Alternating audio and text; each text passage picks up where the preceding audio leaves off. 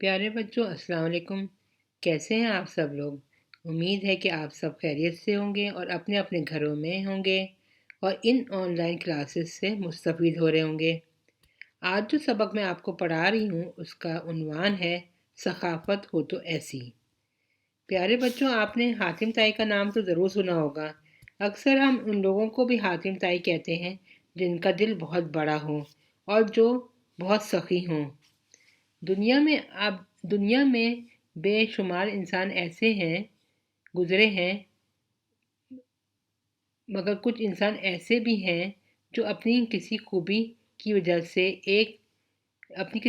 وجہ سے ایک مثال بن گئے ہیں۔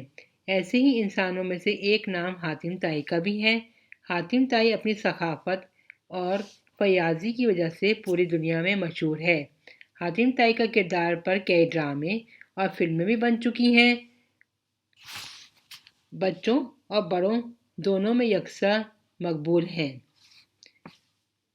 آج کے سبق میں آپ کو حاتم تائی کی ثقافت کے ایک ایسا واقعہ بتا رہی ہوں جس کو آپ سنیں گے تو آپ کو بھی اچھا لگے گا۔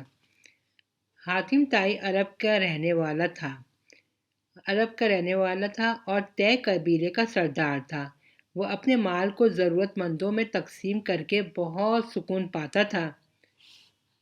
ایک سال عرب میں ایک ایسا قحط پڑا کہ زمین سوکھ کر پھٹ گئی، فضا گردآلود ہو گئی۔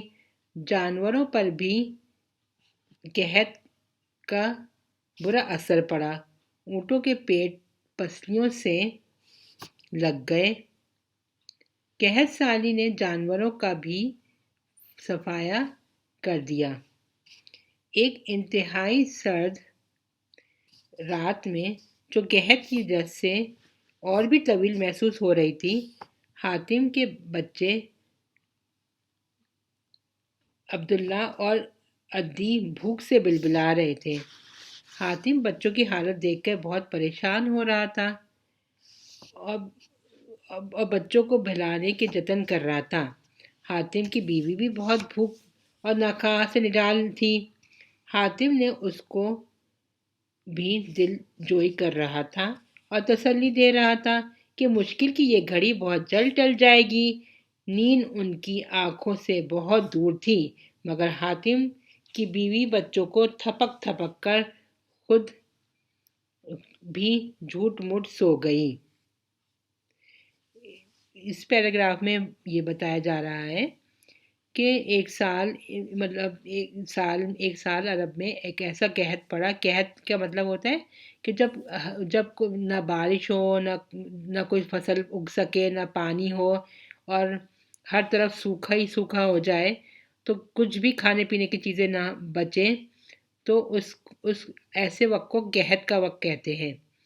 جب جانور بھی اس کا شکار ہوتے ہیں کہ ان کو کچھ کھانے کے لیے کچھ پودے بھی نہیں ملتے، اور اونٹوں کی بھی اس میں پسلیوں تک لگ گئے سے مراد یہ ہے کہ اونٹوں کے پیٹ پسلیوں سے لگ گئے، یعنی اتنے زیادہ ان کا پیٹ دب چکا تھا کہ وہ ان کی پسلیاں نظر آ رہی تھیں۔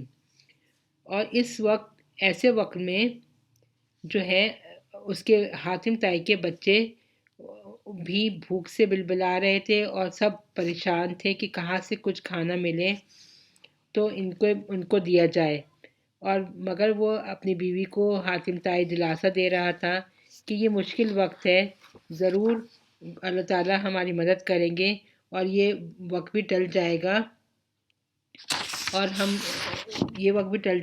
اور انشاءاللہ تعالیٰ ہم کو کچھ نہ کچھ راستہ مل جائے گا۔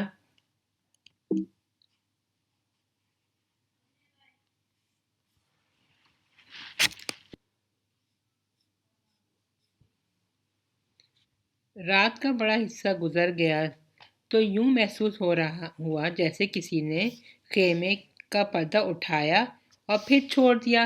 حاتم نے کہا، کون ہے؟ ایک عورت کی آواز آئی، میں آپ کی پڑوسن ہوں۔ میں اپنے بچوں کو چیختا چلاتا چھوڑ کر تمہارے پاس آئی ہوں۔ مجھے اس کے سوا اور کوئی راستہ دکھائی نہ دیا۔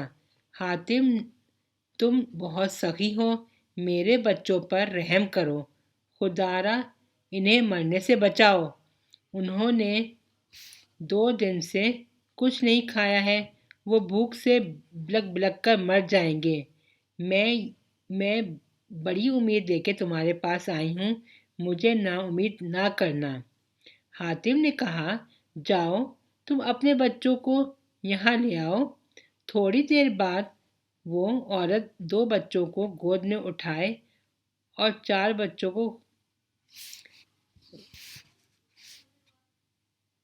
بچوں کو خود سے لپٹائے چلی آئی۔ حاتم نے اٹھ کر اپنے پیارے گھوڑے کو ذبح کیا، کھال ادھیڑی، چھری عورت کے ہاتھ میں دے دی، آگ جلائی، پھر سب آگ کے گرد جمع ہو گئے اور گوشت بھون بھون کے کھانے لگے۔ حاتم قبیلے کے ہر گھر میں پہنچا اور سب کو دعوت دی، لوگوں اٹھو، آگ کے پاس پہنچو۔ تھوڑی دیر میں سب اکٹھے ہو گئے اور اپنی بھوک مٹانے لگے۔ 2 چادروں میں اٹھانے لگے۔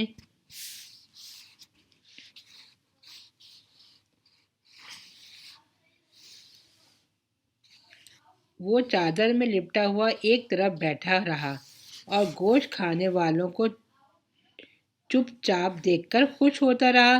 اس نے خود گوشت کی ایک بوٹی بھی نہ چکھی، حالانکہ وہ سب سے زیادہ بھوکا تھا۔